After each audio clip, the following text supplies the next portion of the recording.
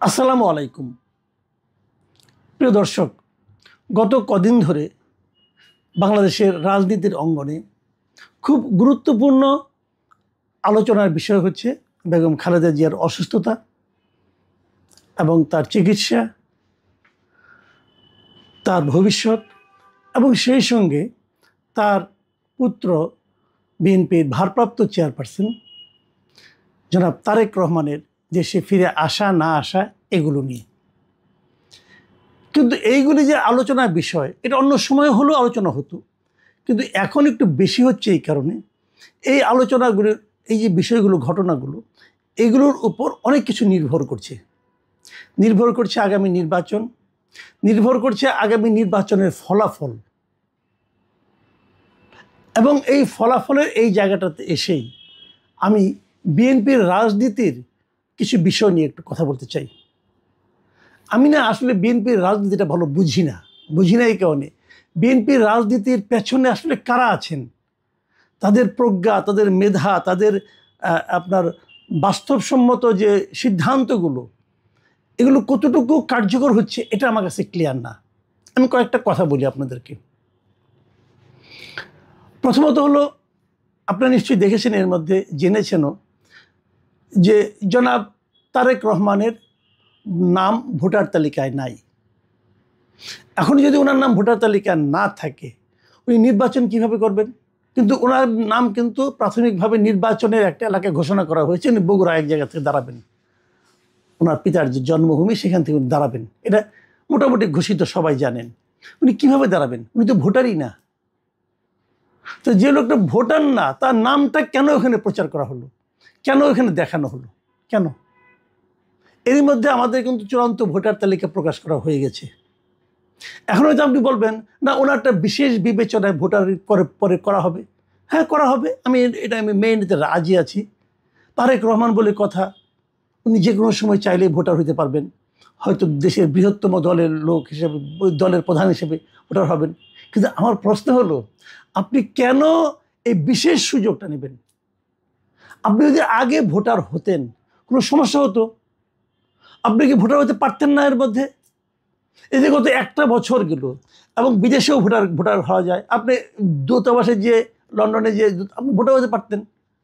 হয়তো এটা আপনি সরাসরি হয়তো বলবেন যে এটা আমার সিদ্ধান্ত না, আমার দলের অন্যান্যরা সবাই মিলে নিয়ে। হ্যাঁ, তারা কি করলো? তারা করেনটা কি? এই যে ওনার সঙ্গে যারা থাকেন, তারা কেন এতদিনও তারেক রহমানকে ভোটার করলেন না? আচ্ছা, এটা কি এমন কিছু যে ভোটার আমি হব কি হব না আরেকটু দেখে নেই? আপনি কি দেখবেন ভাই?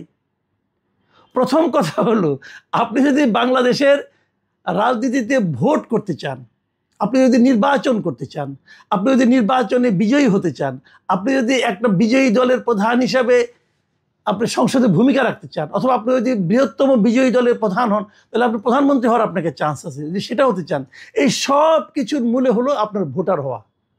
তো সেই জিনিসটা আপনি এতদিনেও হননি কেন? এখন অনেকে হয়তো বলবেন, কারণ উনি ভোটার ছিলেন না আগে, এখন ভোটার নাই কেন? হ্যাঁ, এটা আপনাদের মনে রাখা দরকার। উনি কিন্তু ভোটার হয়েছিলেন, এই দেশে ভোটার ছিলেন উনি। ওনার ভোটার নামটা বাতিল করে দেওয়া হয়েছিল। কে করেছিল? আওয়ামী লীগ আমলে হয়েছিল কাজটা। আওয়ামী লীগ তো ইন্টেনশনালি অনেক অপকর্মই করেছে, আওয়ামী লীগ সরকার, তার মধ্যে এটাও একটা। এটা আমার যতদূর মনে পড়ে যে বলা হয়েছিল যে ওনার ঠিকানায় যে ওনাকে পাওয়া যাচ্ছে না, এই জন্য ভোটার তালিকা থেকে ওনার নাম বাদ দেওয়া হয়েছিল। মানে উনি তো থাকতেন মইনুল রোডে থাকতেন, ক্যান্টনমেন্টে। ওইখান থেকে ওনাকে তো, ওনার মাকে তো উচ্ছেদ করা হয়েছিল, এটা আপনি জানেন, সবাই নিশ্চয়ই মনে আছে। সে এক নাটকীয় ঘটনা। সেই উচ্ছেদের পর তো ওইটাই ছিল ওনাদের ঠিকানা। ওই ঠিকানায় যে ওনাকে পান নাই, অতএব ওনার ভোটার তালিকা নেই, ওনার বাংলাদেশে কোথায় পাওয়া যায় নাই, অতএব ভোটার তালিকা বাতিল করে দেওয়া হয়েছিল এই অজুহাতে। এরকম আওয়ামী লীগ আমলে অনেক কিছুই হয়েছিল। তো বাতিল যেটা হয়ে গিয়েছিল, এখন আপনার নতুন করে ভোটার হতে অসুবিধাটা কোথায়? এটা তো আপনি ইজ্জত যাবে না। আপনি তো আইন মানতে হবে। নির্বাচন কমিশনকে আপনি তো নতুন করে আইন ক্রিয়েট করবে? তারও চেয়ে বড় কথা, এ মাসে, এটা ডিসেম্বর মাস চলছে, যদি নির্বাচন ফেব্রুয়ারিতে হয়, সম্ভবত ডিসেম্বরের 12 তারিখের মধ্যেই শিডিউল ঘোষণা করা হবে। তো আপনি শিডিউল ঘোষণা 2-3 দিন আগে কেন ভোটার হবেন? কেন? সবাই যখন ভোটার হয়েছে তখন আপনি হলেন না কেন? আপনি কেন সাধারণ 8-10 জন ভোটারের চেয়ে নিজেকে অন্যরকমভাবে বিচার করবেন, বিবেচনা করবেন, ভাববেন? কেন ভাববেন? তাহলে আপনি সাধারণ মানুষের কাছে আসবেন কি করে? তো এটা কিন্তু আমি মনে করি এটা ওনার নিজের থেকে করার কাজ না। ওনার সঙ্গে যারা থাকেন, ওনাকে যারা পরামর্শ দেন, ওনার যারা পরামর্শদাতা আছেন, এগুলো এই লোকগুলোর ব্যর্থতা। তারা অন্য কি ধান্দা নিয়ে ব্যস্ত ভাই, এটা তো আমি বুঝি না। ধান্দার কিন্তু শেষ নাই, অনেক ধান্দার খবর আমরা পাই ভাই, এগুলো বলবো একে একে, আর কটা দিন যাক। কে যে কি করে বেড়াচ্ছেন সবই জানি আমরা। তো তারা কি করেন, লন্ডনে গেলে ওনার সঙ্গে দেখা করতে গেলে কত নজরানা দিতে হয়, কাকে কত দিতে হয়, সেগুলোর হিসাব তো আমরা পাই। তো এইভাবে যদি চলে তাহলে রাজনীতি কিভাবে হবে? এইগুলো একটা প্রসঙ্গ। দ্বিতীয় প্রসঙ্গ হচ্ছে যে উনি যে আসছেন না, এটা নিয়ে কিন্তু নানা আলোচনা হচ্ছে, আলোচনার সামনে আরও হবে, আরও হবে।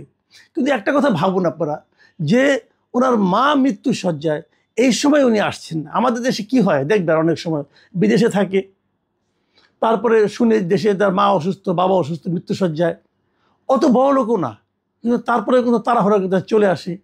আসার পরে দেখা যায় হয়তো উনি আসতে আসতে মা মারা গেছে।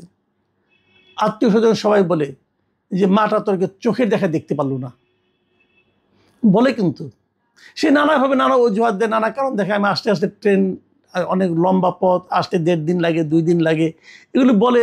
কিন্তু ওতে কিন্তু আত্মীয় স্বজনরা খুশি হয় না। তারা বলে একদিন আগে আসলে কি হতো, কাজের চাপ ছিল, তোমার কাজ বড় না মা বড়, এগুলি কিন্তু লোকে বলে। আপনি কি বলবেন? আপনি কিছু একটা বলবেন তো, আপনি কি বলবেন? আপনি বলবেন অন্যদের সিদ্ধান্তের উপর আমাকে নির্ভর করতে হচ্ছে, এটা বলে কি আপনি আপনার দুর্বলতা প্রকাশ করবেন না? কেন করবেন আপনি এটা? এবং তারও চেয়ে বড় কথা, এতগুলো আমি সব বাদ দিলাম, তারও চেয়ে বড় কথা, একটা কথা ইদানিং খুব শোনা যাচ্ছে দেশে, বিভিন্ন জন বলছেন, সোশ্যাল মিডিয়ায় দেখছি, আলোচনা হচ্ছে, বিভিন্ন সোর্স থেকে খবর পাচ্ছি, যে একাধিক, আমি ওই জন্য কিছুটা ইঙ্গিতও দিয়েছিলাম ডিপ স্টেটের নামে, যে একাধিক বিদেশি গোয়েন্দা সংস্থা তারা এখন এখানে খুব সক্রিয় অবস্থায় আছেন। এখন তাদের এই সক্রিয়তা কি প্রমাণ করে? তাদের এই সক্রিয়তা কি তারেক রহমানের বাংলাদেশে আগমনটাকে ঝুঁকির মধ্যে ফেলে দিচ্ছে? যদি এটা হয় তো সেখানে সরকারের কি ভূমিকা? কেন আসতে পারছে? আমি শুনেছি এর মধ্যে যে খলিল সাহেব যে ইন্ডিয়ায় গিয়েছিলেন, সেখানে অনেক এই প্রসঙ্গটা উঠেছিল। যদিও খলিল সাহেব ইন্ডিয়া গিয়া অজিত দোভালের সঙ্গে কী কথা বললেন এটা কিন্তু কেউ জানে না। ভাই আপনি বলেন না কেন, দেশের মানুষকে বলেন, আপনি যদি ভালো কিছু অর্জন করতেন তাহলে সেটা ফুলিয়ে ফাঁপিয়ে বলতেন যে আমরা এইগুলি করেছি, এগুলি পেয়েছি। আমরা তো এখন, যেহেতু আপনি বলেননি, মানুষের মনে নানা জনের মুখে নানা কথা, এবং সেখানে তো আমরা এগুলো শুনেছি যে বিশেষ কোনো একটা দেশের কতজন গোয়েন্দা সংস্থার লোক এখানে আছে, তাদের কি করছে না করছে, এগুলো নিয়ে সুনির্দিষ্টভাবে খলিল সাহেবকে বলা হয়েছে। বলা হয়েছে তাদেরকে দেশ থেকে বের করে দেওয়ার জন্য। নানা কথা কিন্তু হচ্ছে, এই আলোচনাগুলো সত্য মিথ্যা আমি জানি না, কিন্তু আলোচনা আমরা শুনছি। তো খলিল সাহেবের উচিত ছিল আসার পরে একটা প্রেস কনফারেন্স করে বলা যে অজিত দোভালের সঙ্গে তাদের কী আলাপ হয়েছে, উনি কেন গেলেন একদিন আগে, যে কী আলাপ করলেন, সেখানে কী পেলেন, আশ্বাস পেলেন না কী পেলেন, এটা আমাদের জানাতেন। উনি জানান নাই এই কারণে যে ওনার আসলে জানানোর মতো মুখ হয়তো বা ছিল না। কিন্তু আমরা যতটুকু শুনেছি বিভিন্ন সোর্স থেকে, বিভিন্ন মাধ্যমে, সেটা হলো সুনির্দিষ্ট বলা হয়েছে যে কয়েকটা দেশের কথা বলা হয়েছে, তাদের গোয়েন্দারা বাংলাদেশে এখন অবাধে বিচরণ করছে। এখন এই গোয়েন্দারা এরাই কি বেসিক্যালি তারেক রহমানের জীবনের জন্য হুমকি? অন্ততপক্ষে তারেক রহমানের কাছে কি এই ইনফরমেশনটা আছে? যদি সেটা হয়, সেটা দূর করার দায়িত্ব কার? সরকারের। সরকার সেটা পারছে? যদি না পারে তাহলে এরকম হতে থাকবে। তো এখানে দুটো পার্ট। কিন্তু আবার আরেকটা কথা মাংস উঠে, অনেকে বলে যে ধরা যাক তারেক রহমান সাহেব ঠিক সময় আসলেন না, আসতে পারলেন না, অথবা আস্তে আস্তে অনেক কিছু ঘটে গেল, আল্লাহ না করুক, কিন্তু ঘটে গেল, ধরা যাক, লাভটা হবে কার? সিম্পলি কথাটা ভাবেন যে অপরাধ বিজ্ঞানে কি বলে, যখন কোনো একটা অঘটন ঘটে, অঘটনের পেছনে কে, যদি সেটা তোমরা খুঁজতে চাও, তাহলে প্রথম দেখবা যে এই অঘটনের ফলে লাভ হলো কার, মানে বেনিফিশিয়ারি কে। যিনি বেনিফিশিয়ারি তার দিকে প্রথম সন্দেহের চোখে তাকাও। তো তারেক রহমান যদি ঠিকঠাক মতো না আসতে পারেন তাহলে কি হবে? দেশে ওনার ইমেজ ক্ষতিগ্রস্ত হবে, বিএনপির ইমেজ ক্ষতিগ্রস্ত হবে, বিএনপির ভোট কিছুটা কমবে। লাভ হবে কার? লাভ কি কোনো পলিটিক্যাল পার্টির হবে? লাভ কি কোনো ব্যক্তির হবে? লাভ কার হবে? আপনারা ভাবুন। আমি কয়েকদিন আগে কিন্তু বলেছিলাম যে আবার -2 চলছে কিনা। সেটা নিয়েও একবার ভাবুন, লাভ হবে কার?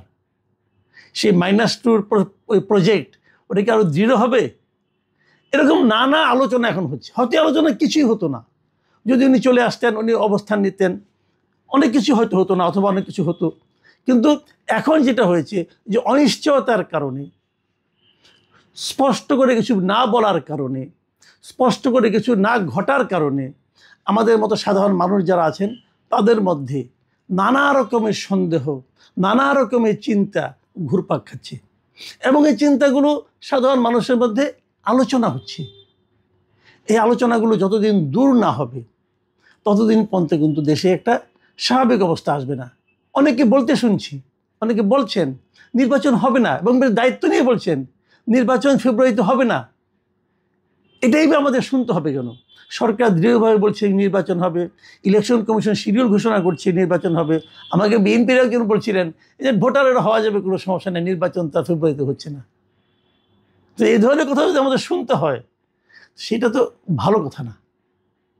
তো আমি মনে করি ওদের একটা বৈঠক হয়েছে, 30 মিনিটের বৈঠক। 30 মিনিটে অনেক কথা বলা যায়, এবং শীর্ষ পর্যায়ে 30 মিনিটের বৈঠক কিন্তু অনেক বড় বৈঠক। অথচ এই বৈঠকটা যে হবে তা এক সপ্তাহ আগেও কিন্তু টের পাওয়া যাচ্ছিল না। 21 তারিখে ভারতের পররাষ্ট্র মন্ত্রণালয়ের যে মুখপাত্র মিস্টার জয়সওয়াল কিন্তু বলেছিলেন যে এ ধরনের কোনো মিটিংয়ের ব্যাপারে তার কাছে কোনো আপডেট নেই। কূটনৈতিক ভাষা এভাবেই বলে যে আমার কাছে কোনো আপডেট নেই। তারপরে এক সপ্তাহ পার হয়ে গেছে, কোনো নতুন আপডেট পাওয়া যায়নি। বাংলাদেশ যে বৈঠক করার জন্য চেষ্টা করছে সেটা আমরা জানি। আমাদের পত্রপত্রিকা, আমাদের কূটনীতিবিদরাও বহুবার বলেছেন তারা চেষ্টা করছিলেন একটা বৈঠক যাতে হয়। বৈঠক ওটা প্রয়োজন ছিল, কিন্তু প্রয়োজন ছিল এই কারণে যে ডক্টর ইউনূস দায়িত্ব নিয়েছেন সরকারের প্রায় 8 মাস। এই 8 মাসে যেটা প্রতিবেশী রাষ্ট্র ডক্টর ইউনূসের সঙ্গে নরেন্দ্র মোদীর একবারের জন্য কোনো বৈঠক হয়নি। বরঞ্চ আমরা দেখেছি যে নববর্ষে, ইংরেজি নববর্ষের শুভেচ্ছা নরেন্দ্র মোদীর পক্ষ থেকে এসেছে 27 দিন পর। ঈদের শুভেচ্ছা অবশ্য সঙ্গে সঙ্গে পেয়েছি আমরা। তো এগুলো থেকে বোঝা যাচ্ছিল যে শুরুতে যতটা তারা আমাদের ব্যাপারে শক্ত মনোভাব নিয়েছিল বোধহয় কিছুটা চেঞ্জ হচ্ছে। এই চেঞ্জ হওয়ার পিছনে কী কারণ থাকতে পারে? চীনের সফর, এটা হতে পারে, হয়তো এটা একটা প্রেশার ছিল।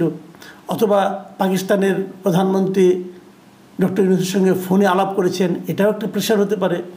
হয়তো মোদি ভেবেছে যে তাহলে কি বাংলাদেশ তার হাত থেকে চলে যাচ্ছে কিনা, চীন অথবা পাকিস্তানের দিকে ঝুঁকছে কিনা, এই ঝুঁকিটা তারা নিবে কিনা, এটাও হতে পারে। কেন ঝুঁকিটা নিবে, ঝুঁকির বিনিময়ে তারা কী পাবে, হয়তো এটাও তারা চিন্তা করেছে। হয়তো হাসিনার জন্য এত বড় ঝুঁকি না, তাদের জন্য এখন আর লাভজনক হবে কিনা তাদের চিন্তা হয়তো এটাও থাকতে পারে। আমি জানি না কী ছিল, কিন্তু এই ধরনের চিন্তা ভাবনা কিন্তু আমাদের মতো মানুষের মনে আসে।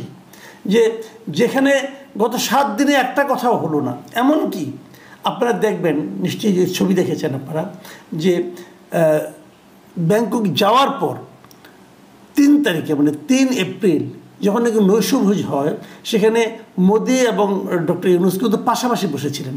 কিন্তু পাশাপাশি বসলেও, দুজন লোক পাশাপাশি বসলে তাদের যেমন মুখের ভাব থাকে পরস্পরের দিকে একটা আন্তরিকতার ভাব, তা কিন্তু দেখা যায়নি। বরং দুজনেই মুখ চোখ একদম শক্ত করে বসেছিলেন। ওটা দেখেও কিন্তু একটা মানে আমাদের মধ্যে একটা সন্দেহ ছিল। কিন্তু যখন 4 তারিখ বিকেলে আমরা দেখলাম যে হোটেল লবিতে দুজনের মধ্যে একটা বৈঠক হলো, এবং সেই বৈঠকের আয়োজক কিন্তু ছিল ইন্ডিয়া, বাংলাদেশ না। ইন্ডিয়ার আয়োজন করে তারা অপেক্ষা করছিল। সেখানে মোদির সঙ্গে জয়শঙ্কর ছিলেন, তাদের পররাষ্ট্রমন্ত্রী, এবং অজিত দোভাল ছিলেন। মানে ভারতের, আমি তো মনে করি যে এর চেয়ে উচ্চ পর্যায়ের বৈঠক আর হতে পারে না। তারা সবাই ছিলেন। বাংলাদেশের পক্ষে দেখলাম ইউনূস সাহেব একাই গেলেন, এবং একা যেয়ে উনি যখন দেখলাম অনেকক্ষণ ধরে তারা করমর্দন করলেন এবং বসলেন। আমি একটা জিনিস খেয়াল করলাম যে বসার পর দেখলাম ডক্টর ইউনূসের হাতে বেশ কয়েকটা কাগজ, মানে উনি কিন্তু নোট করে নিয়ে গেছিলেন যে কী কী বলতে চান, কী কী শুনতে চান, এবং কোন প্রশ্নের কী জবাব দিতে চান, আমার ধারণা। তো এই ধরনের যখন মিটিং একটা হয়, সেই মিটিংয়ে কী আলোচনা হলো এত লম্বা সময় ধরে, সেটা নিয়ে কিন্তু মানুষের মনে একটা আগ্রহ থাকে। এবং তারও চেয়ে বড় কথা, মিটিংটা হলো কেন, ইন্ডিয়া হঠাৎ করে রাজি হলো কেন? প্রথমত ইন্ডিয়ার মনোভাব এতটা পজিটিভ ছিল না। এর পেছনে কি অন্য কোনো শক্তি কাজ করেছে, অন্য কোনো ঘটনা কাজ করেছে? এটা কিন্তু একটা প্রশ্নই হয়ে থাকবে। কেউ কেউ বলার চেষ্টা করছেন এর পেছনে আমেরিকা একটা ভূমিকা রেখেছে। মিয়ানমারের বর্তমানে যে বাস্তবতা, যে পরিস্থিতি, সেই পরিস্থিতিতে রাখাইনদের যে নতুন ওরা যে মোটামুটি যুদ্ধে ভালো করছে, এই সময় রাখাইনদের কাছ থেকে বাড়তি কোনো প্রেশার আসবে কি না, অথবা সেই প্রেশার আসার ক্ষেত্রে ভারতের কি ভূমিকা থাকবে, অথবা বাংলাদেশের কি ভূমিকা থাকবে, অথবা চীনের সঙ্গে বাংলাদেশের নতুন যে দিগন্ত উন্মোচিত হচ্ছে, এই সমস্ত নানা বিষয় কাজ করতে পারে বলে অনেকে মনে করছেন। এবং সেই কাজগুলো প্রেশারটা হয়তো বা আমেরিকার পক্ষ থেকে আসতে পারে, আমেরিকার গোয়েন্দা সংস্থাদের পক্ষ থেকে আসতে পারে, এরকম ধারণা অনেকে করছেন। যে কারণেই হোক, একটা মিটিং হয়েছে এবং এটা খুবই জরুরি একটা মিটিং ছিল। এখন এই মিটিংয়ে যে অংশটা নিয়ে আমি আজকে একটু কথা বলতে চাই, অনেকগুলি প্রসঙ্গে এসেছে। বাংলাদেশে তিস্তার পান নিয়ে আলোচনা হয়েছে, বাংলাদেশের পক্ষ থেকে বলা হয়েছে। সীমান্ত হত্যা নিয়ে বাংলাদেশের পক্ষ থেকে বলা হয়েছে। এই কথাগুলো আগে কিন্তু শেখ হাসিনা সেভাবে বলতেন না, কিন্তু ডক্টর ইউনূস অল্প দিনে এই কথাগুলো কিন্তু বলতে পেরেছেন। এটা একটা পজিটিভ দিক আমি বলবো। বিপরীত দিকে ভারতের পক্ষ থেকে বলা হয়েছে। এগুলো আমরা উভয়ের যে বিভিন্ন রকম টুইট এবং এই যে এক্স হ্যান্ডেলে লেখা, ফেসবুক স্ট্যাটাস, সামাজিক মাধ্যমে তাদের বক্তব্য, ডক্টর ইউনূসের পক্ষ থেকে বক্তব্য, নরেন্দ্র মোদীর থেকে বক্তব্য, এগুলো আমরা দেখেছি। প্রশ্ন হচ্ছে, আমার আলোচনা হচ্ছে একটা বিষয় নিয়ে, সেটা হলো এই আলোচনায় বাংলাদেশের সাবেক প্রধানমন্ত্রী শেখ হাসিনাকে ফেরত দেওয়ার, প্রত্যার্পণ করার কোনো কথা কি হয়েছিল? এটা হলো আমার আজকে আলোচনার মূল বিষয়। আলোচনাটা এই জন্য করলাম যে ভারতের কোনো পত্রিকায়, ভারতের কোনো মিডিয়াতে আমি এই ধরনের প্রসঙ্গ উঠেছিল বলে আমি দেখিনি। আমি মোটামুটি খোঁজাখুঁজি করেছি, আমি দেখিনি। বাংলাদেশের পত্রিকায় কিন্তু উঠেছে। বাংলাদেশের কোন পত্রিকায় আমি দেখলাম? বাংলাদেশের অনেকগুলি পত্রিকায় আমি দেখলাম। এবং সেই পত্রিকাগুলো কাকে কোট করেছে? প্রধান উপদেষ্টার যে প্রেস সেক্রেটারি শফিকুল আলম, তাকে উদ্ধৃত করে তারা বলেছে যে তারা নাকি শেখ হাসিনাকে ফেরত দেওয়ার জন্য ডক্টর ইউনূস নাকি ভারতকে বলেছেন। এবং এই নিউজটা ভারতের যে বাংলা পত্রিকা, কলকাতার আনন্দবাজার পত্রিকা, তারাও লিখেছে অন্যভাবে। তারা কী করেছে, আমাদের প্রথম আলো পত্রিকাকে কোট করে, প্রথম আলো যে শফিকুল আলমকে উদ্ধৃতি করে কথাটা বলেছেন, সেই কথাটা বলে তারা এটাকে উদ্ধৃত করেছে। এবং সেখানে লিখেছে, আপনার পত্রিকা সেও নামটা দেখেন, ভারতে আশ্রয় নেওয়া হাসিনাকে প্রত্যর্পণ নিয়ে আলোচনা হয়েছে মোদি ইউনূসের, দাবি বাংলাদেশের। বাংলাদেশ দাবি করছে যে এই ধরনের একটা আলোচনা হয়েছে, ভারত কিন্তু বলছে না কোথাও। এবং সেই নিউজের ভেতরে বলা হয়েছে, ব্যাংককে নরেন্দ্র মোদীর সঙ্গে বৈঠকে বাংলাদেশের অন্তর্বর্তী সরকারের প্রধান উপদেষ্টা মোহাম্মদ ইউনূস ক্ষমতাচ্যুত প্রধানমন্ত্রী শেখ হাসিনাকে প্রত্যর্পণের বিষয়টি উত্থাপন করেছেন। শুক্রবার এই দাবি করেছেন ইউনূসের প্রেস সচিব শফিকুল আলম। পুরো জিনিসটাই আমাদের উপর ওনারা চাপিয়ে দিলেন। এবং ওনারা কিন্তু স্বীকারই করছেন না, অথবা ওনার কোনো মিডিয়া আমি দেখছিও না যে এই ধরনের কোনো কথা আছে। অথচ এই দাবিটা হতেই পারে, এটা কিন্তু অস্বাভাবিক কোনো দাবি নয়। কারণ শেখ হাসিনাকে ফেরত যেহেতু নয়াদিল্লির কাছে আমাদের দেশ থেকে কূটনৈতিক বার্তা গিয়েছিল গত ডিসেম্বরে, এবং সেই ডিসেম্বরে ডক্টর ইউনূস স্কাই নিউজকে বলেছিলেন যে বৈষম্য বিরোধী ছাত্র আন্দোলনের পূর্বে খুনের অভিযোগ সহ মানবতা বিরোধী একাধিক মামলায় হাসিনার বিরুদ্ধে গ্রেফতারি পরোয়ানা জারি করা হয়েছে। এটা তো উনিও বলেছিলেন। তো তাকে ফেরত দেওয়ার জন্য কূটনৈতিক বার্তার পাশাপাশি ডক্টর ইউনূস মোদিকেও বলেছেন কিনা, এই বিষয়টা জানার ব্যাপারে বাংলাদেশের মানুষের একটা আগ্রহ আছে। হয়তো সেই আগ্রহ মেটাতে যে শফিকুল আলম এই কথাটা বলেছেন। এখন শফিকুল আলম যে কথাটা বলেছেন সেটা আদৌ ঘটেছে, তার সপক্ষে ভারতীয় মিডিয়ার অথবা ভারতের কূটনীতিবিদদের কোনো ধরনের কথা পাওয়া যাচ্ছে না। আমি অন্ততপক্ষে পাইনি, হয়তো আছে, আমি জানি না। আমি এখন এই জায়গা থেকে একটু শিফট করে বলি, সেটা হলো যে এই দাবি যদি করেও থাকেন, তাহলেও কি আপনারা কি আশা করেন যে ভারত শেখ হাসিনাকে ফেরত পাঠাবে? কেন আশা করেন, কেন আশা করেন না? এইটা কিন্তু আপনারা নিজেকে জিজ্ঞাসা করেন। আমি কিন্তু আশাবাদী নই। আমি আশাবাদী নই কেন? দেখেন, ভারতের সঙ্গে আমাদের কিন্তু একটা প্রত্যর্পণ চুক্তি আছে। আমাদের কোনো বন্দী ওখানে থাকলে, আমাদের কোনো অপরাধী যার বিরুদ্ধে মামলা আছে সে ভারতে থাকলে তারা আমাদেরকে ফেরত দিতে বাধ্য, ওই চুক্তি অনুযায়ী আমরাও এরকম থাকলে তাদেরকে ফেরত দিতে বাধ্য। কিন্তু সেই ক্ষেত্রে হাসিনার ক্ষেত্রে ভারত কী অজুহাতটা নিতে পারে? হাসিনাকে যে ভারত ফেরত দিতে চায় না এটা তো বুঝি, কিন্তু না চাইলেও যেহেতু একটা চুক্তি হয়েছে, চুক্তি কিন্তু ফেরত দিতে হয়। কি বলতে পারে ভারত যে আমি ফেরত দেবো না? বলতে পারে যে চুক্তিতে একটা ক্লজ আছে, সেই ক্লজটা হলো যদি আশ্রয়দানকারী দেশ মনে করে যে এই লোককে ওই দেশে ফেরত পাঠালে নিজ দেশে যে এই লোক, এই ব্যক্তি রাজনৈতিক প্রতিহিংসার শিকার হতে পারে, যদি উনি মনে করে, তাহলে তারা নাও দিতে পারে। এই ক্লজটা কিন্তু আছে, সেই কাজটা কিন্তু আমরা করে ফেলেছি। এখন যদি ভারত বলে যে আমরা যাকে ফেরত দেব সে তো রাজনৈতিক প্রতিহিংসার শিকার হবে, এবং রাজনৈতিক প্রতিহিংসার শিকারের মতো ঘটনা তো আমরা ঘটিয়ে চলেছি, এবং সবচেয়ে বড় ঘটনাটা ঘটেছে 32 নম্বর ভাঙার মাধ্যমে। 32 নম্বর যখন ভাঙা হয়েছে, যদি শেখ হাসিনার পক্ষ থেকে অথবা ভারতের পক্ষ থেকে বলা হয় যে 32 নম্বর তো শেখ হাসিনার পিতার বাড়ি ছিল, শেখ হাসিনার বাড়ি ছিল না, কিন্তু তার পিতার বাড়ি ছিল, তারপরে সেটা ট্রাস্টকে দান করা হয়েছিল, সেই বাড়িও যখন ধূলিসাৎ করে দেওয়া হয়েছে, এটা তো ক্লিয়ার বোঝা যাচ্ছে এটা একটা রাজনৈতিক প্রতিহিংসা। এবং সেই গুড়িয়ে দেওয়ার সময় সরকারের দিক থেকে কোনো রকম প্রতিবন্ধকতা তৈরি করা হয়নি। কেন করা হয়নি? কারণ ওইটা ভাঙার জন্য সম্পূর্ণ দায় দায়িত্ব নেওয়া উচিত। আমি মনে করি সম্পূর্ণ উস্কানিমূলক কথাবার্তা কে বলেছিল? ফ্রান্সে থাকা পিনাকি ভট্টাচার্য, তিনি মানুষকে ওখান থেকে খেপিয়ে দিয়েছিলেন এই বাড়িটা ভাঙার জন্য। আমি তখনই প্রশ্ন করেছিলাম, এই বাড়িটা আপনি ভেঙে কী লাভ করলেন? কী লাভ আপনি করলেন? কোনো লাভ আপনি করতে পারেননি, বরঞ্চ শেখ হাসিনাকে ফেরত আনাটা ডিফিকাল্ট করে দিলেন। যে লোক এত অপরাধ করেছে বলে আমরা দাবি করছি, তার বিরুদ্ধে বিচার চলছে, তাকে তো আনাটা আমার জন্য প্রয়োজন ছিল। যদি এই বাড়ি আপনি ভাঙতেই চান, সরকার ভাঙতে পারতো যে কোনো সময়, কিন্তু এমন একটা প্রক্রিয়ায় আপনি ভাঙলেন যেখানে নাকি সরকার কোনো ভূমিকাই রাখলো না, বরং সরকারের অসহায়ত্ব প্রমাণ হলো। যদি সরকারের এখানে অসহায়ত্ব প্রমাণ হয়, শেখ হাসিনাকে দেশে আনলে যদি অসহায়ত্ব, যদি শেখ হাসিনাকে এরকমভাবে মানুষ পিটিয়ে মেরে ফেলে, তাহলে কী হবে? সরকার তো ফেরতে পারবে না, সরকার তো বাড়ি ফেরতে পারে নাই। একটা বাড়ি ভাঙতে তো সারা রাত লাগছে, সেই কাজটা আপনি করতে দিয়েছেন। এখন একটা মানুষের আমার তো কোনো ব্যাপার না, আপনি ফেরতে পারবেন না যদি না দেয়। এই কথাগুলি বলবে, আমি তা বলছি না বলুক, এটাই আমরা চাই। আমরা চাই প্রত্যেকটা অভিযুক্ত তার সামনে সে আত্মপক্ষ সমর্থন করুক এবং তার একটা সুবিচার হোক, এটা আমরা চাই। কিন্তু তাকে যদি আপনি আনতেই না পারেন, তাহলে কী লাভ হলো? এই কাজগুলো আমি তখন বলেছিলাম যে পিনাকি ভট্টাচার্য যেটা করেছেন এই কারণে, যাতে নাকি ভারতের জন্য একটা অজুহাত তৈরি করে দেওয়া যায়।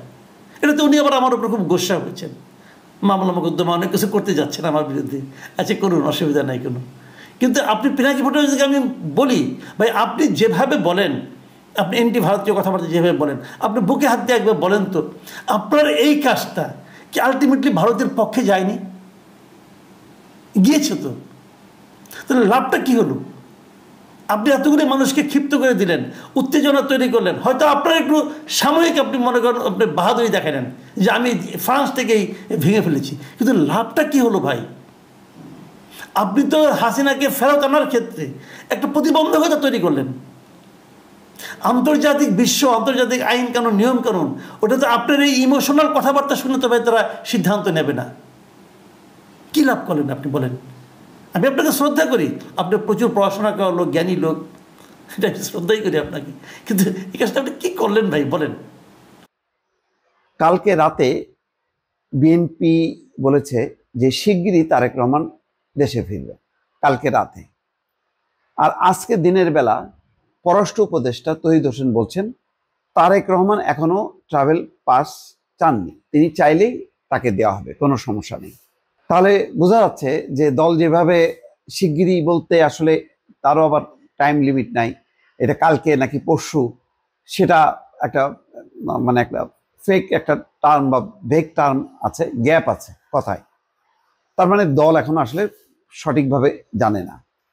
আর পররাষ্ট্র উপদেষ্টা যেটা বলছেন সেটা তো সত্য, যে তিনি যতটুকু জানেন যে মানে এরকম পাস চাননি।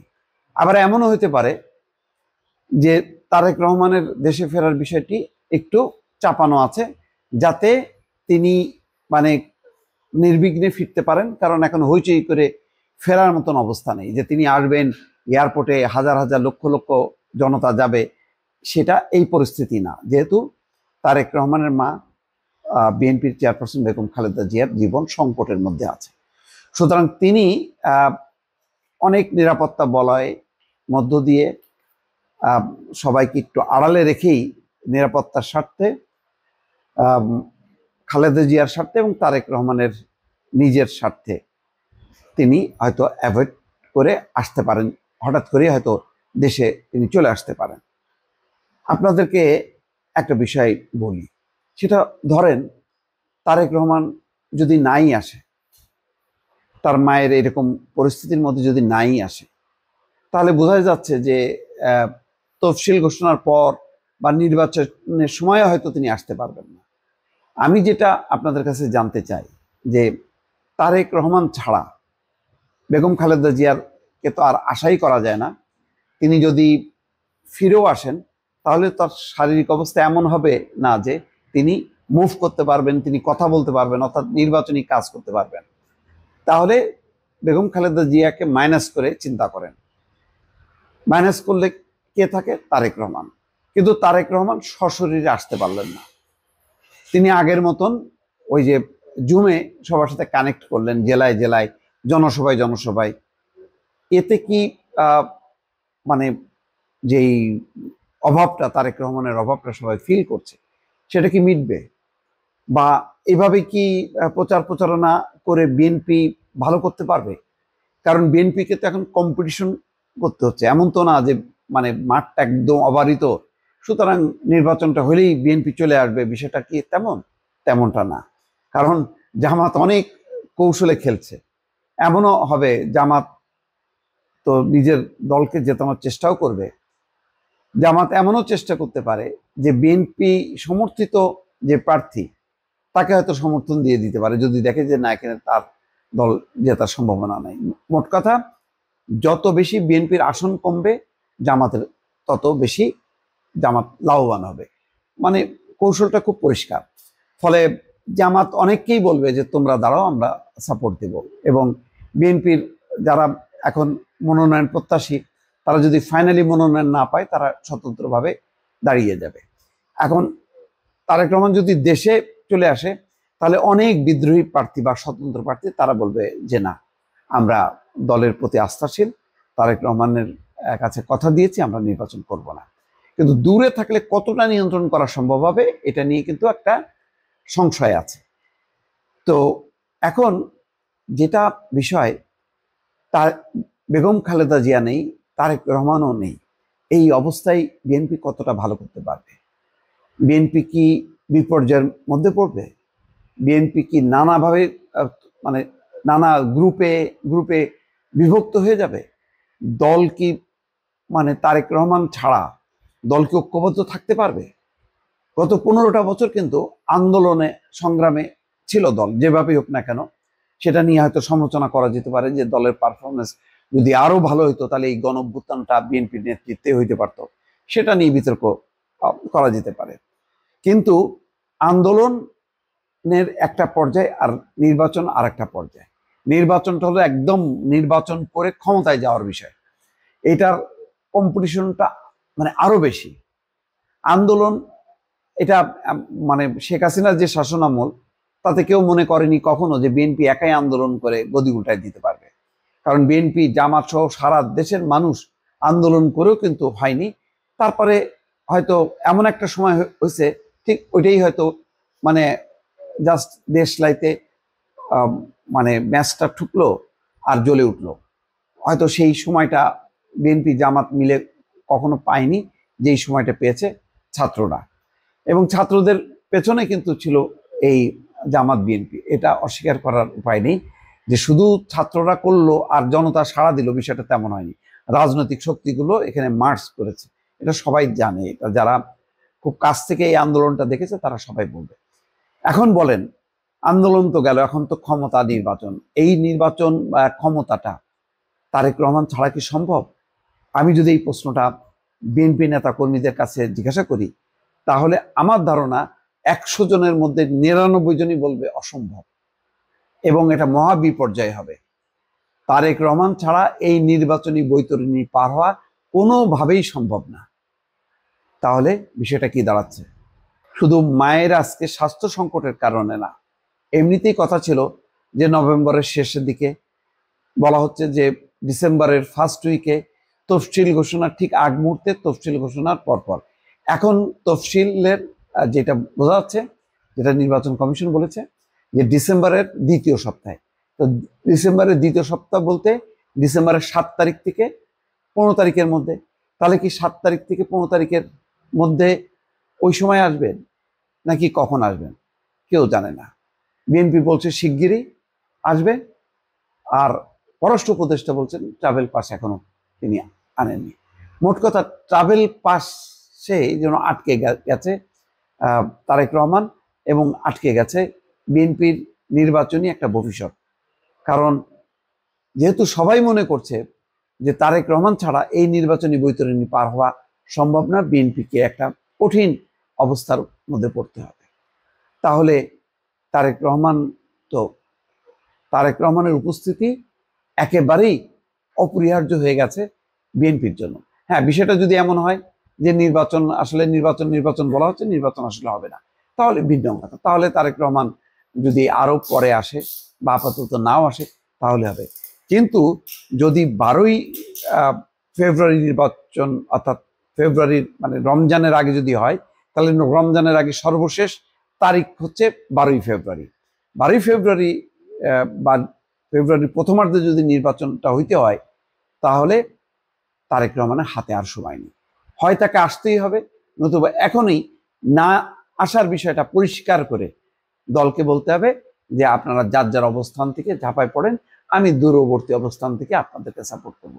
কিন্তু দল যেহেতু করতে পারি নাই, ঠান্ডা মাথার খেলোয়াড় তো, কে কি বললো এগুলা নিয়ে উনি মোটেও চিন্তা করে না।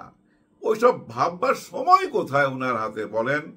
উনি তো ম্যাক্সিমাম টাইম ব্যস্ত থাকে ওনার পরিবারকে নিয়ে। উনি একবার বলছে না যে আমার ওয়াইফ আমাকে ছাড়া কাউকেই চিনে না, আমার সময় দিতে হয় সেখানে। উনি নিজে সময় দেয় সেখানে, বুঝছেন ব্যাপারটা? আর বাকি সময়টায় ঘুমায়, আর ঘুমের থেকে ওইটা ওই যে দেশ নিয়ে যখন চিন্তা ভাবনা করতে থাকে, তখনই যে সাবজেক্টটা সামনে আসে সেইটারই মোকাবেলা করে। অতীত থেকে মানে সেই 8ই আগস্ট থেকে উনি এই পর্যন্ত যা কিছু করছে খুবই ঠান্ডা মাথায় করছে। মিডিয়ার সামনে আইসা বক বক করে নাই। উনি আসার আগেই ভাই ওনার গেম খেলা আরম্ভ হয়ে গেছে। হুট করেই ওনার কাছে ফোন গেল, পৃথিবীর এত মানুষ রাইখা ওনাকেই কেন বাইচা নিল, আর যারা বাইচা নিল আর ওনাকে ফোন দিল, উনি সঙ্গে সঙ্গে তো আসলো না, 3 দিন সময় নিছে। যে কোনো জ্ঞানী লোক ভাই কোনো সিদ্ধান্ত নেবার জন্য 3 দিন সময় না, এটা মাথায় রাখবেন। ওই 3 দিনের মধ্যে উনি আগে আইনের বৈধতা বাইর করছে সুপ্রিম কোর্ট থেকে, ওইখান থেকে গ্রিন সিগন্যালটা নিছে যে এই সরকারটা বৈধ, যার জন্য উনি 8 তারিখে আসছে। 3 দিন কিন্তু বাংলাদেশে কোনো সরকার ছিল না। সরকার চালাইছে কে ধরে নিতে পারেন, জনাব ওয়াকার সাহেবই দায়িত্ব নিছিল। ওনার ভাষণের মাধ্যমে এইটাই বোঝা গেছে যে উনিই দায়িত্ব নিছে। কিন্তু তারপরে আবার এই ওয়াকার সাহেব আরেকটা ভাষণে আইসা সবাই কাছে বিতর্কিত হয়ে গেল, কারণ উনি মহামান্য মাননীয় এরকম কোনো কথা না বলেই ডক্টর ইউনুস বলে সম্বোধন করছিল। এবং ওই ভাষণেই মনে হয় উনি বলছিল কিন্তু যদি, এগুলা উনি পছন্দ করে না। But if, stop, enough is enough, এরকম অনেক কথা বলছিল। ওনার বডি ল্যাঙ্গুয়েজে সত্যি খুবই ভয় পাইছিলাম, হ্যাঁ সরকার না আবার কু হয়ে যায়, এরকম ভয় পাইছিলাম ভাই। কিন্তু তারপরও কিন্তু আমরা এরকম কোনো দৃশ্য দেখি নাই, কিন্তু আমাদের মন থেকে ভয় কাইটা গেছে। কিন্তু সে ভয় কিন্তু কাটে নাই অনেকের। এর মধ্যে কিন্তু আমরা ধৈর্যই নিতে পারি তারেক রহমান সাহেবের ভয় কাটে নাই। বাংলাদেশের মধ্যে অদৃশ্য একটা শত্রু আছে, মানে শক্তি শত্রু যাই বলেন, ওনার জন্য শত্রু ওনারা আছে। এই অদৃশ্য শক্তি কারা আমরা জানি না, উনি প্রকাশ করে নাই।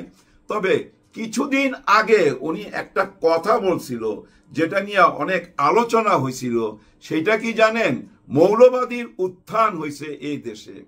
আর ওই কথাটার সাথে কেমন জানি একটু মিল পাওয়া যায়, একটু মানে কি অনেক। মৌলবাদীর উত্থান হয়েছে বাংলাদেশে, ভারত থেকে বলে না, এই চ্যানেলগুলা থেকে বলে না। ওই যে ময়ূক রঞ্জন মলম বিক্রেতা, ও তো সারাদিনই এটা চিল্লায় জঙ্গি সরকার, জঙ্গি ইউনূস। ও জঙ্গি ইউনূস তো বলে আওয়ামী লীগের শেখ হাসিনা, হ্যাঁ প্রাক্তন প্রধানমন্ত্রী, পালিয়ে যাওয়া প্রধানমন্ত্রী শেখ হাসিনা ওই একই সুরে কথা বলে, তাই না? ওই সুরটা আমাদের পছন্দ হয় নাই। মৌলবাদী, জঙ্গি, এই যে দাড়ি টুপির প্রতি এতটা বিদ্বেষ, হায় হায় বিদ্বেষ, যে বিদ্বেষটা মানায় না 90% মুসলমানের দেশে, এই বিদ্বেষটা একেবারেই ম্যাচ করে না। যাই হোক, ধর্ম নিয়ে কথা বলতে আসি নাই, ধর্ম নিয়ে তেমন কিছু বুঝিও না আমি যেটা বুঝাইতে চাচ্ছি, বাংলাদেশ একটা মুসলিম কান্ট্রি, বাস সোজা কথা। এটা আপনাকে ধৈর্য নিতে হবে। সংবিধানে লেখা আছে কিনা আমি জানি না, কারণ ওই পর্যন্ত পড়ার মতো ক্ষমতা আমার নাই, চোখের প্রবলেম। আপনাদের কাছে আমি প্রশ্ন রাখলাম, এই দেশটা ইসলামিক কান্ট্রি, মুসলমানদের দেশ, এটাই তো স্বাভাবিকভাবে জন্মের পর থেকে পারে জবাব দিতে পারে, কঠিন জবাব দিতে পারে। তো দেখেন কত বড় একটা রাধা চক্করে পড়ে গেছিল ডক্টর মোহাম্মদ ইউনূস স্যার। ভয়াবহ একটা বিপদ না, ভয়াবহ বিপদ তো ভাই। কোনটা বিপদ জানেন? একজন মা, সে মাকে 3 বারের প্রধানমন্ত্রী, উনি হাসপাতালে জীবন মৃত্যুর সাথে লড়াই করতেছে। ওনার ছেলে লন্ডনে বনবাসে আছে, ওইখান থেকে আসতে পারতেছে না। উনি স্ট্যাটাস দিছে কি? উনি স্ট্যাটাস দিয়ে কি জানাইছে? ওনার নিরাপত্তা নাই এবং ওনার সাথে যারা আছে তারা ওনাকে আসতে দেয় না। উনি একা সিদ্ধান্ত নিতে পারে না। এটা মনে রাখেন যে উনি ওনার মাকে দেখার জন্য উনি সিদ্ধান্ত নিতে পারছে না। ওনার আশেপাশে যারা আছে নিশ্চয়ই তারা তার শুভাকাঙ্ক্ষী, ওই শুভাকাঙ্ক্ষীরা ওনাকে আসতে না বলছে। তার মানে কি, মার মুখ দেখবে কিনা শুভাকাঙ্ক্ষীদের কথায় উনি মাইনা নিছে। ব্যাপারটা বুঝছেন? কতটা আবেগকে কন্ট্রোল করছে একজন সন্তান। কিন্তু ওনার এই স্ট্যাটাসটায় একটা বিপদে পড়ে গেছিল বাংলাদেশ, লজ্জায় পড়ে গেছিল বাংলাদেশ। কিছুদিন পরেই এই প্রশ্নটা চলে আসতো, 3 বারের প্রধানমন্ত্রী এবং শহীদ প্রেসিডেন্ট জিয়াউর রহমানের ছেলেকে বাংলাদেশে আসার সুযোগ কইরা দিতেছে না। এটা তো লজ্জার ব্যাপার। চারিদিকে প্রশ্ন উঠবে তো, হায় হায় এই দেশে নাকি নির্বাচন হবে, লেভেল প্লেইং ফিল্ড কোথায়? এত বড় দলের একজন নেতা সেই দেশে আসতে পারতেছে না তার মার মুখ দেখার জন্য। মা জীবন মৃত্যুর সাথে লড়াই করতেছে, এই দেশটা কিভাবে নির্বাচন হবে? এই প্রশ্নটা সামনে চলে আসে না। এই বিপদেই ফালাই দিছিল ডক্টর মোহাম্মদ ইউনূস স্যারকে। দেখেন ঠান্ডা মাথায় আন্ডা ভাইজা দিছে, সঙ্গে সঙ্গে হাসপাতালে এই নিরাপত্তাটা দেওয়া হয়েছে তারেক রহমান সাহেবের জন্য। উনি আসবেন, উনি রওনা দিছেন, শোনা যাচ্ছে আইসা পৌঁছে যাবে ভাই, আসতেই হবে, অন্য কোনো রাস্তা খোলা নাই। সরকার সেই ব্যবস্থাটা কইরা দিছে। আসার জন্য যত রকম কাগজপত্র লাগে, পাস টাস লাগে, সব সরকার কইরা দিছে। কেন কইরা দিছে? ওই যে ওইটার মোকাবেলা করলো যেটা বিপদে ফেলাই দিছিল সরকারে, যে এত বড় দলের নেতা দেশে আসতে পারতেছে না মায়ের মুখ দেখতে, নির্বাচন কি কইরা হবে? উনি তো নির্বাচন করাই সুযোগ পাবে না। দেখেন কত বড় দুর্ভাগ্য। ওনারা নির্বাচন কইরা 1.5 বছর চিল্লাইছে। এখন শুনলাম নির্বাচন কমিশন থেকেই শুনলাম ওনার তো ভোটার আইডি কার্ডই হয় নাই। উনি ভোট আইনের ভিতরেও আছে, আইনের বাইরেও আছে, এরা সবাই সাবধান হয়ে যেত। যাই হোক, শেষ পর্যন্ত বিডিআর হত্যাকাণ্ডের এই যে জাতীয় তদন্ত কমিশনার যে রিপোর্টটা দিল ডক্টর মোহাম্মদ ইউনূস স্যারের সাথে, এটা শুধু ভাই আলোচনার জন্যই কি? এটার বিচার আচার হবে না? এর আসামিরা কোথায়, কারা কারা জড়িত, সবই তো ভাই ওইখানে লেখা আছে। তার মানে কি, এটা একটা ইতিহাস। এই ইতিহাস রচনা করতে পারছে একমাত্র ডক্টর মোহাম্মদ ইউনূস স্যার, অন্য কারো দ্বারা সম্ভব না। কোন নির্বাচিত সরকার যেটা করবে না, এটা তো আমরা বুঝাই ফেলাইছি গত 16 বছরে, বেশি করে বুঝছি।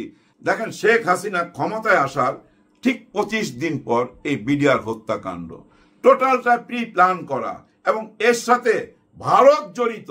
এই তদন্ত রিপোর্টে দেওয়া আছে ভাই, ভারত জড়িত, কারণ এখানে হিন্দিতে কথা বলতে দেখছে, মুখ ঢাকা হিন্দিতে কথা বলতেছে, সমস্ত কিছু ভাই সাক্ষীর প্রমাণ সহকারে এই রিপোর্ট। এমনও দিন গেছে 8 ঘন্টা সাক্ষীর বয়ান শুনতে হয়েছে নন স্টপ। সাক্ষী যতক্ষণ বলতে চাইছে ততক্ষণই ওনারা ওগুলা রেকর্ড করছে, অপেক্ষা করছে। যারা নিজের চোখে দেখছে, নিজের কানে শুনছে, হিন্দিতে থামবে না। ডক্টর মোহাম্মদ ইউনূস স্যার দেখেন কতটা ঠান্ডা মাথার। একটুখানি বুঝায়া আমি ভিডিওটা শেষ করে দেবো। এই আলোচনাটা কবে আনলো? নভেম্বর মাসের শেষ দিনে। তার পরের দিন কি? ডিসেম্বর মাস। এই মাসটা কিসের মাস? বিজয়ের মাস। কাদের মাস?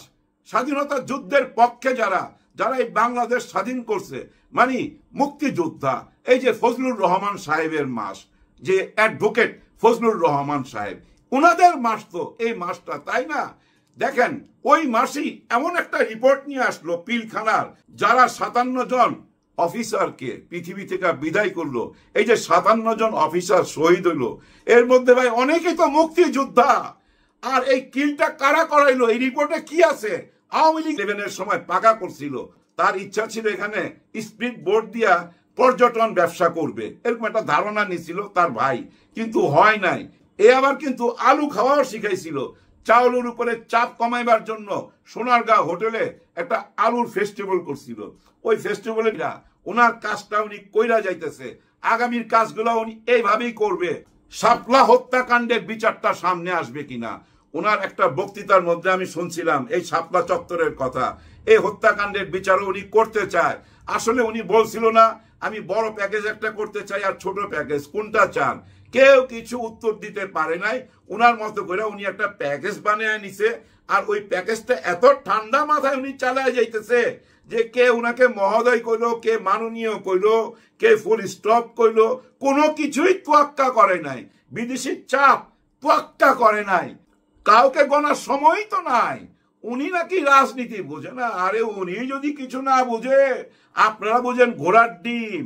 উনি যেইটুক বুঝে ওইটুক কইরা দিয়া গেল। এই যে দেশটাকে একটা জায়গায় পৌঁছায় দিয়া গেল, দেখায় দিয়া গেল অন্যায় করলে বাঁচতে পারবি না, তুই যেই হোস না কেন। অন্যায় করলে 100 হাত মাটির তলে ঢুকলে ওইখান থেকে টাইনা বাইর কইরা তোর বিচার করুম, এটা বুঝাই দিয়া গেল, এটা শিখাই দিয়া গেল। কিন্তু আগামীতে যারা নির্বাচিত হইয়া এই দেশ চালাইতে আসবেন, তারা এটা পালন করতে পারবেন কিনা এটা আমরা বুঝা নিব। কারা? আমরা কারা? আমরা ভোটাররা। আমরা তাদেরকেই ভোট দিব যারা আমাদেরকে একটা দুর্নীতি মুক্ত বাংলাদেশ দিতে পারবে। আমরা তাদেরকেই ভোট দিব। ডক্টর ইউনূস স্যার যে পর্যন্ত আগে দিয়ে গেল, যে পর্যন্ত আগে দিয়ে গেল, সব কিছু চিন্তা করেন একবার। ওইখান থেকে আবার শুরু করতে হবে, পিছনে যাওয়ার কোনো উপায় নাই। এই বিচার কার্য চলতে হবে। ওই হ্যাঁ না ভোটের মধ্যে ক খ গ ঘ যা লেখা গেছে ওইভাবে দেশ চলতে হবে। ডক্টর ইউনূস স্যার জাতীয় তদন্ত কমিশন যে ফাইলটা দিছে, ওই ফাইলটা হাতে নিয়ে কি বলছে? নতুন একটা ইতিহাস। উনি সোজাসুজি বলছে অন্ধকার থেকে আমরা আজকে বের হয়ে আসলাম, আজ এক নতুন ইতিহাস রচনা হইল। হ্যাঁ, অন্ধকার থেকে বের হয়ে আসলাম, তার মানে অন্ধকার থেকে বাইরে হয়ে কোথায় আসলাম? আলোর দিকে আসলাম। এই পিলখানা হত্যাকাণ্ডের তদন্ত রিপোর্টের মাধ্যমে। কত বড় কথা! শুধু কথা বড় না ভাই, অনেক বড় দায়িত্ব দিয়ে যাচ্ছে আগামীতে আপনারা যারা দেশ চালাইতে আসবেন তাদের মাথার উপরে। আর আপনারা ওই ওজনটা আপনারা নিতে পারবেন কিনা সেটা আমরা বুঝে নেব। আমরা যারা ভোটার, 3 মাস সময় বাকি আছে। আগামী 3 মাসের মধ্যে ভাই কঠিন সময় কোনটা জানেন? কেউ কাউকে মাইনা নিবে না, মাঠে শক্তি প্রদর্শন করা হবে। কারণ কি জানেন? বড় বড় নেতাদের মুখের কথা যা ভাই বলে, এটা কি আপনাদের একটু দেখামো কিনা জানি না, যাই হোক না দেখামো না, আপনারা দেখা নিয়েন। এই যে এক নেতা ভাই জামাতে ইসলামকে পিছন দিক দিয়ে কি জানি করবে, এরকম কথা টক শোতে আইসা বলে। আর এটা বলে বলেই আমার কাছে খুশি লাগে। কেন খুশি লাগে? তোরা এই ধরনের কথা যত বলবি ততই ডুববি, ততই ডুববি। চোরাবালিতে দাঁড়ায় রইছ তো ভাই, চোরাবালির মধ্যে দাঁড়ায় রইছ। যত সমালোচনা করবি, যত খারাপ কথা বলবি, কিচ্ছু যায় আসে না। দেখেন শিশির মনিরকে নিয়ে একটা মেয়ে এসে বলতেছে যে শিশির মনির আমার সাথে ঘুমাইছে, আমার সাথে এই করছে ওই করছে, পেটে বাচ্চা দিছে। চিন্তা করেন, তার মানে কি কত বড় ষড়যন্ত্র। কিভাবে ষড়যন্ত্র? পরের দিন ওই একই মেয়ে এসে বলতেছে না না না আমি এটা বলি নাই, আমাকে অমুক একজন কার জানি নাম বললো, সে আমাকে দিয়ে এটা করাইছে। আপনারা ইলিয়াস হোসেনের পেজে গেলে দেখতে পাবেন। আমি দেখে অনেকক্ষণ হাসলাম ভাই, প্রাণ ভরে হাসলাম। এই ধরনের ষড়যন্ত্র কইরা কিচ্ছু করতে পারবেন না, বরঞ্চ আরো উপরের দিকে উঠবে, আরো উপরের দিকে উঠবে। আর উপরে উঠার একটাই রাস্তা ভাই, টাকা পয়সা খরচ কইরা না, কথা দিয়া উপরে উঠতে হবে। দেখেন জামাতে ইসলামের আমির সাহেব বক্তৃতা দিতেছিলেন, আপনারা তো জানেন কিছুদিন আগের ঘটনা। ডাক্তার শফিকুর এখন কোনো সরকারি প্রোটোকল নেই। তিনি সাবেক প্রধানমন্ত্রী বা সাবেক বিরোধী দলীয় নেত্রী এই পর্যন্তই, অথচ তিনি এখন এসএসএফ সুবিধা পাচ্ছেন। এসএসএফ হচ্ছে স্পেশাল সিকিউরিটি ফোর্স, যেটা কাল রাতে তারা রেকি করে গেছে এবং আজ থেকে তারা কার্যক্রম শুরু করেছে। বাংলাদেশের যারা এসএসএফ সুবিধা পান তেমনটা হচ্ছে মূলত দুজন ব্যক্তি, একজন হচ্ছে রাষ্ট্রপতি, আরেকজন হচ্ছেন প্রধান উপদেষ্টা, যিনি প্রধানমন্ত্রীর পদমর্যাদায়। এই দুইজন পান। এছাড়া ভিভিআইপি বিদেশি অতিথি যখন কেউ আসেন কোনো দেশের সরকার বা রাষ্ট্রপ্রধান, তখন এসএসএফ নিরাপত্তা দেয়। সেই ক্যাটাগরিতে আজকে বেগম খালেদা জিয়া কত বছর পর সেই নিরাপত্তার সুবিধাটা পাচ্ছে।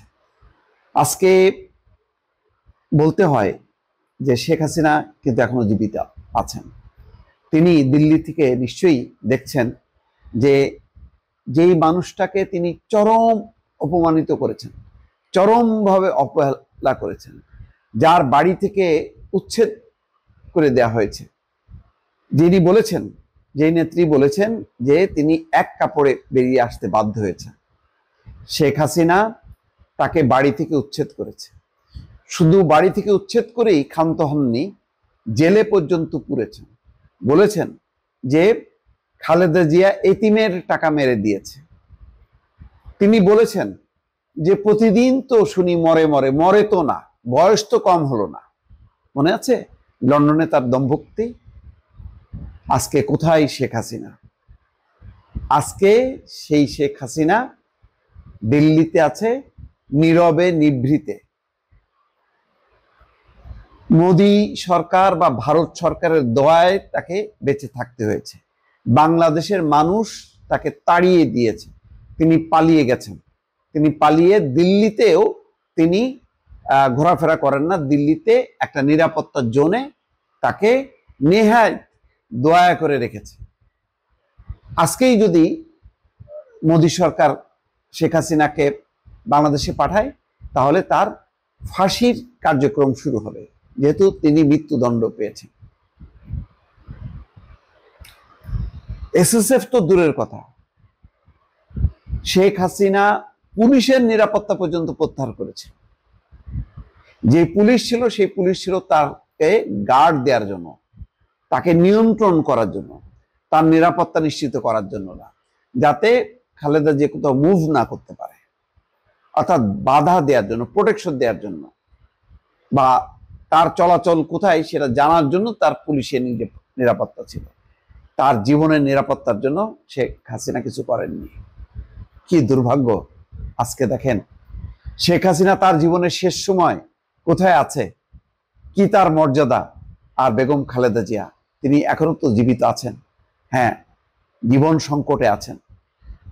এই নিরাপত্তাটা হয়তো আগে দিলে আরো ভালো হতো, কিন্তু তিনি তো দেখে গেলেন, তিনি তো জেনে গেলেন যে রাষ্ট্রপতি, প্রধানমন্ত্রী যে প্রোটোকল পান, তিনি এখন সেই প্রোটোকল পাচ্ছেন। এবং ইতিমধ্যে দেখেছেন যে সেনাকুঞ্জে সশস্ত্র বাহিনী দিবস উপলক্ষে দুইবার কিভাবে সেনা কর্মকর্তারা তাকে সম্মান জানিয়েছে। এটা শেখ হাসিনার জন্য শিক্ষা হওয়ার দরকার ছিল। শেখ হাসিনা যদি গণ অভ্যুত্থানে নিহত হতেন, তাহলে তিনি জানতেও পারতেন না। আজকে তিনি দেখে তিলে তিলে শিখছেন, তিলে তিলে যন্ত্রণা অনুভব করছেন যে তিনি কোন অমর্যাদাকর অবস্থায় আছেন। আর খালেদা জিয়া তিনি প্রধানমন্ত্রী না হয়েও, রাষ্ট্রপতি না হয়েও তিনি আজকে মর্যাদার আসনে আসেন। তার জন্য তিনি যে দেশে আশ্রয় নিয়ে আছেন সেই দেশের সরকার প্রধান নরেন্দ্র মোদী সমবেদনা জানিয়েছেন, সহমর্মিতা প্রকাশ করেছেন, বেগম খালেদা জিয়ার চিকিৎসার জন্য সবকিছু করার অঙ্গীকার করেছেন। এটাও কিন্তু শেখ হাসিনাকে দেখতে হলো। শেখ হাসিনাকে দেখতে হলো তার এই যে অবকাঠামো উন্নয়নের যে দেশটি চীন ডাক্তার পাঠিয়েছে। শেখ হাসিনাকে দেখতে হলো পাকিস্তান, তার জাত শত্রু, সেই শত্রু দেশের প্রধানমন্ত্রী শাহবাজ শরীফ তিনি তার সমবেদনা, উদ্বেগ, উৎকণ্ঠা প্রকাশ করেছে। তিনি দেখছেন প্রতিদিন হাজার হাজার মানুষ এভার কেয়ার হাসপাতালে আসছেন এবং বেগম খালেদা জিয়ার জন্য দোয়া করছেন। সারা দেশের মানুষ শোকে আচ্ছন্ন, আবেগে তারা উদ্বেলিত। এটাও কিন্তু শেখ হাসিনাকে দেখতে হচ্ছে। শেখ হাসিনার জন্য বাংলাদেশের কোনো মানুষ কাঁদছে না, শেখ হাসিনার জন্য কেউ হাহাকার করছে না যে কোথায় আমাদের নেত্রী, বরং সবাই আজকে সমর্থন করছে বেগম খালেদা জিয়ার জন্য যে আজকে উপদেষ্টা পরিষদ, সরকার আনুষ্ঠানিকভাবে উদ্বেগ, উৎকণ্ঠা প্রকাশ করেছে, সহমর্মিতা প্রকাশ করেছে। রাষ্ট্রের সমস্ত পর্যায় থেকে বলা হয়েছে বেগম খালেদা জিয়া এবং তারেক রহমানের সর্বোচ্চ নিরাপত্তা দেওয়া হবে, যা যা করণীয় সবকিছু করা হবে, এবং হচ্ছেও তাই। অথচ এই দলটি এখনো ক্ষমতায় নেই। বেগম খালেদা জিয়া প্রধানমন্ত্রী বা রাষ্ট্রপতি নন। এটাও হয়তো ইতিহাসের একটা নির্মম শিক্ষা শেখ হাসিনার জন্য। কারণ শেখ হাসিনার জন্য বা আগে কেন আসেননি, এর উত্তরটা মনে হয় সবারই জানা। সেটা হচ্ছে নিরাপত্তা। নিরাপত্তা ঝুঁকির বিবেচনায় তিনি আসছেন না। এই নিরাপত্তাটা কিভাবে?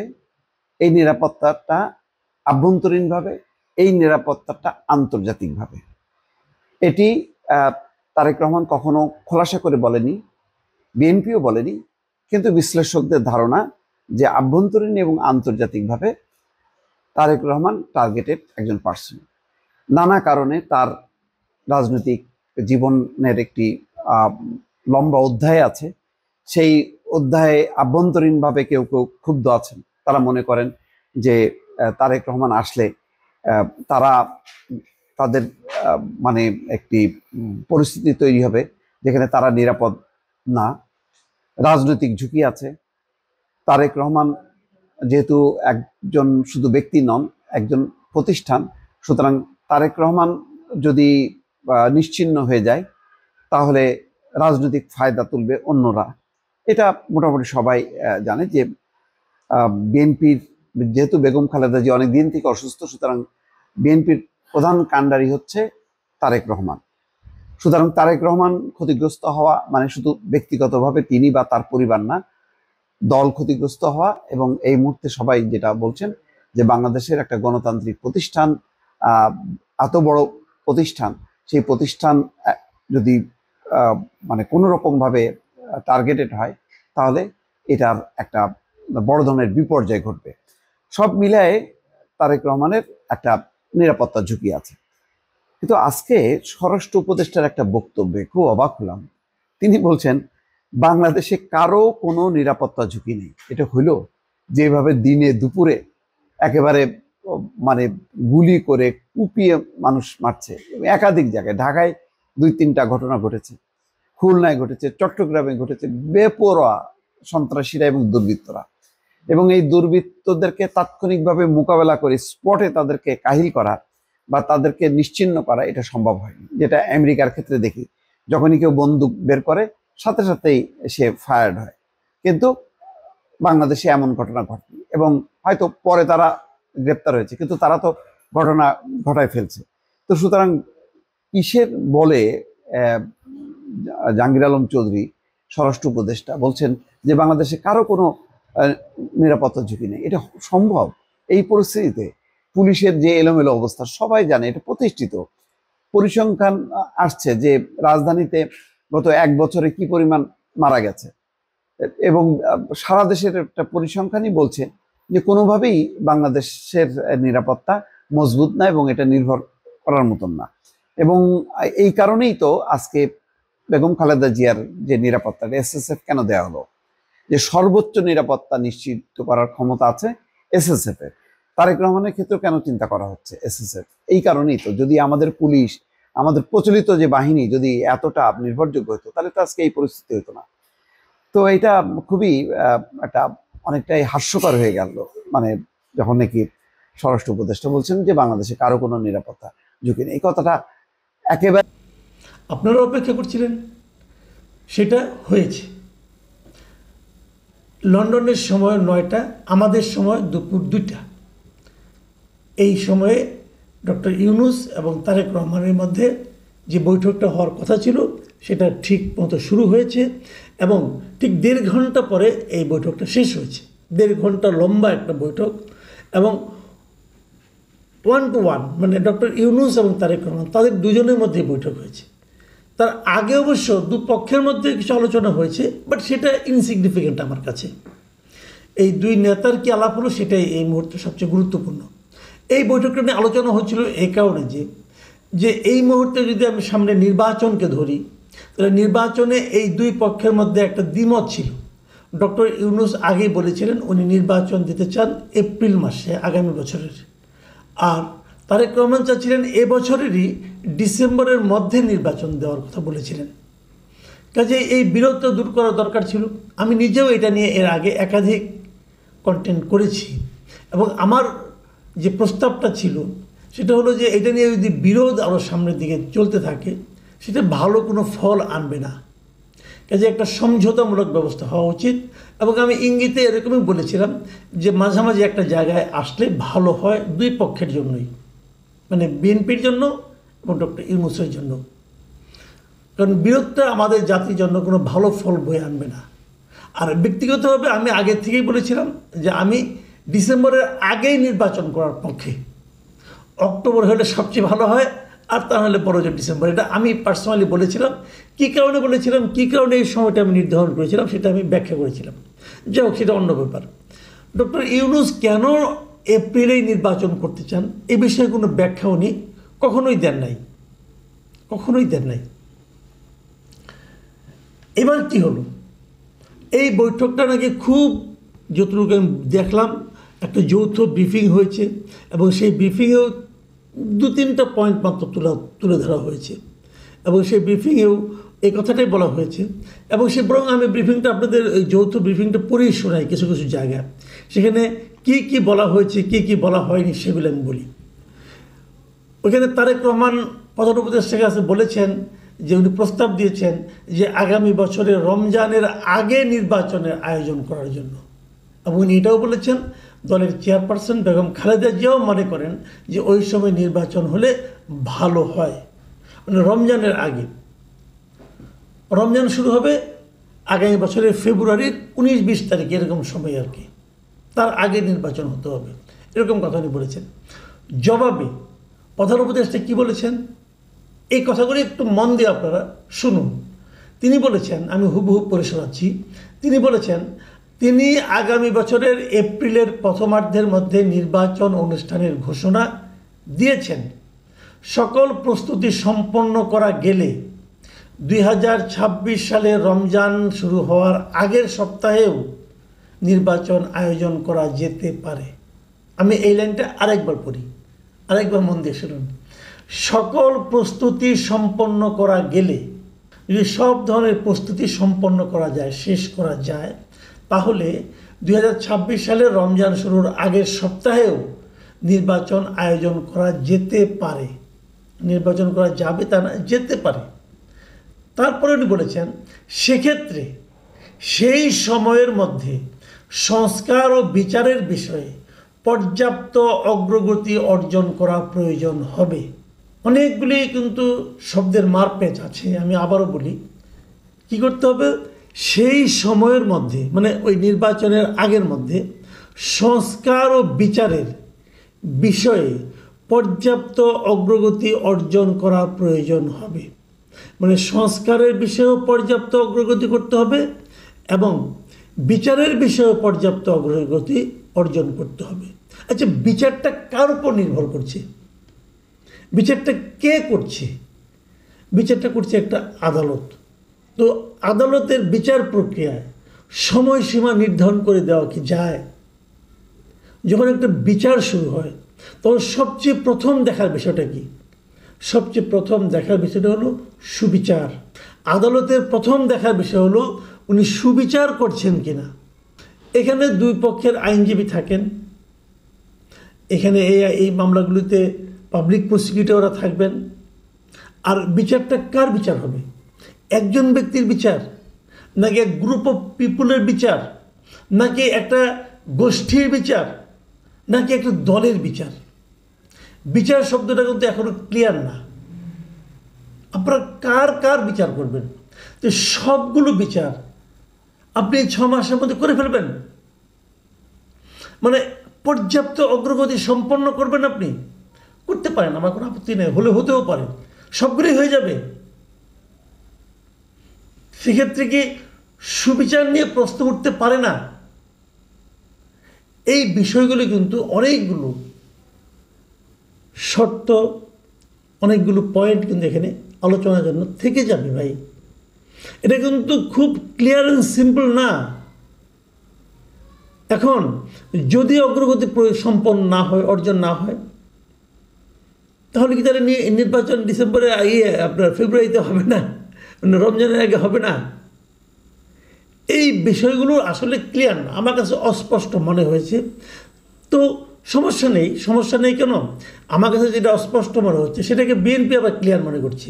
কারণ বিএনপির তারপরে যে যৌথ একটা সাংবাদিক সম্মেলন হয়েছিল, সংবাদ সম্মেলন হয়েছিল, সেই সংবাদ সম্মেলনে আমি দেখলাম যে বিএনপির পক্ষে আমির খসরু মাহমুদ চৌধুরী সাহেব উপস্থিত ছিলেন, এবং উপস্থিত ছিলেন প্রধান উপদেষ্টার প্রেস সেক্রেটারি যিনি শফিকুল আলম, উনি উপস্থিত ছিলেন। আর উপস্থিত ছিলেন দেশের নিরাপত্তা উপদেষ্টা মিস্টার খলিলুর রহমান। আমি না একটা জিনিস ক্লিয়ার না, বুঝতে পারলাম না, সেটা হলো এই আলোচনায়, এই বৈঠকে নিরাপত্তা উপদেষ্টার কাজটা কি? বিদেশের মাটিতে যখন আমি অন্য দেশের কথা যদি ভাবি, এ ধরনের যখন কোনো আলোচনা হয়, নিজ দেশে দুইজন রাজনৈতিক দলের মধ্যে যে আলোচনা হয়, সেখানে নিরাপত্তা উপদেষ্টার কাজটা কি? উনি কি খুব বড় কোনো পলিটিক্যাল ফিগার? আমাদের দেশের রাজনৈতিক অঙ্গনে ওনার কি ব্যাপক গ্রহণযোগ্যতা? Why security adviser? এই কথাটাকে আপনারা খেয়াল করেছেন? আমি একটা জিনিস লক্ষ্য করবেন আপনারা, এই কাজটা কিন্তু আসলে প্রেস সেক্রেটারি করতে পারতেন, অথবা একজন সিনিয়র কোনো একজন উপদেষ্টাকে রাখতে পারতেন এখানে, যারা এই আন্দোলনের সঙ্গে ছিলেন, এরকম কাউকে রাখতে পারতেন, আসিফ নজরুল সাহেবকে রাখতে পারতেন, কোনো সমস্যা ছিল না। তার নিরাপত্তা উপদেষ্টা কেন? একটা অদ্ভুত সফর ছিল ডক্টর ইউনূসের। ইংল্যান্ডে গিয়েছেন, কি করেছেন, নিজে একটা ব্যক্তিগত পুরস্কার নিয়েছেন, কিন্তু সেখানে আবার দ্বিপাক্ষিক নাকি মিটিং হবে বলেছেন। ব্রিটেনের প্রধানমন্ত্রী ওনাকে দেখা দেননি, আমাদের পররাষ্ট্র মন্ত্রণালয়ের কেউ ওনার সঙ্গে ছিলেন না, নিরাপত্তা উপদেষ্টা ছিলেন কেন? একটা জিনিস খেয়াল করেন, বিএনপির যে প্রধান যে দাবিগুলো ছিল ডক্টর ইউনূস সাহেবের কাছে অনেক আগে থেকে, নির্বাচনের ডেট নিয়ে আরেকটা দাবি কিন্তু বিএনপি করেছিল, যে ইশরাকের ইস্যুকে কেন্দ্র করে তারা এই উপদেষ্টাদের মধ্যে 3 জন উপদেষ্টার বিদায় চেয়েছিলেন, বলেছিলেন এই 3 জন উপদেষ্টাকে সরাতে হবে। এবং খুব ইন্টারেস্টিংলি এটা খেয়াল করা যাচ্ছে, আমি এটা বেশ কৌতুক অনুভব করছি, সেটা হলো ওই তার দাবিটা করার পর 3 জন উপদেষ্টার ব্যাপারে তাদের সেই দাবিটা উচ্চারিত হওয়ার পর থেকে আমি দেখছি বিএনপির সঙ্গে প্রধান উপদেষ্টা যখনই কোনো মিটিং করছেন, এরপর 2বার হলো এটা নিয়ে, সেখানে ওই 3 জনের যে কোনো একজন থাকছেন। আগের বার যখন মিটিংটা হলো সেখানে আসিফ মাহমুদ সজীব ভুঁইয়া, মানে সবচেয়ে কনিষ্ঠতম বয়সের দিক দিয়ে, অভিজ্ঞতার দিক দিয়ে তাকে বসিয়ে রাখা হয়েছিল। এবং বিএনপি যে 3 জনের কথা বলেছিলেন তার মধ্যে আসিফ মাহমুদ সজীব ভুঁইয়া ছিলেন, এবং এবার মিস্টার খলিলকে রাখা হলো। এই খলিলের ব্যাপারেও বিএনপির আপত্তি ছিল। তার মানে বিএনপির যাদের ব্যাপারে আপত্তি তাদেরকে এনে বিএনপির পাশে বসিয়ে দেওয়া হয়েছে। তারপরেও আমি দেখলাম আমির খসরু মাহমুদকে জিজ্ঞাসা করা হলো, একজন সাংবাদিক প্রশ্ন করলো, আপনারা কি সন্তুষ্ট? আমির খসরু মাহমুদ চৌধুরী বেশ দৃঢ়তা নিয়ে বললেন, নিশ্চয়ই সন্তুষ্ট। উনি কিসে সন্তুষ্ট উনি জানেন। উনি কি খলিলের পাশে বসতে পেরে সন্তুষ্ট, নাকি উনি এই প্রস্তাবের কারণে সন্তুষ্ট, কি আমি জানি না আসলে বিষয়টা কি। তো এখন হয়তো অনেকে প্রশ্ন করবেন, তাহলে শেষ পর্যন্ত আমরা কি পেলাম? শেষ পর্যন্ত বিএনপি কী পেল? দেখুন, বিএনপির প্রাপ্তি আর আমার প্রাপ্তি কিন্তু এক না, আপনার প্রাপ্তি কিন্তু এক না। বিএনপি একটা পলিটিক্যাল পার্টি, আমরা সাধারণ মানুষ, আমরা দেশে একটা খুবই গ্রহণযোগ্য একটা নির্বাচন চাই, এবং নির্বাচনের মাধ্যমে আমরা আমাদের পরবর্তী 5 বছর কে দেশ শাসন করবেন, কে দেশ পরিচালনা করবেন, তাদেরকে বেছে নিতে চাই, এবং আমরা একটা সুবিধাজনক সময়ে একটা নির্বাচন চাই। তারপরেও বিএনপি যেহেতু বড় দল, তাদের সন্তুষ্টি আমাদেরকে স্পর্শ করে, আমরাও সন্তুষ্ট হতে চাই।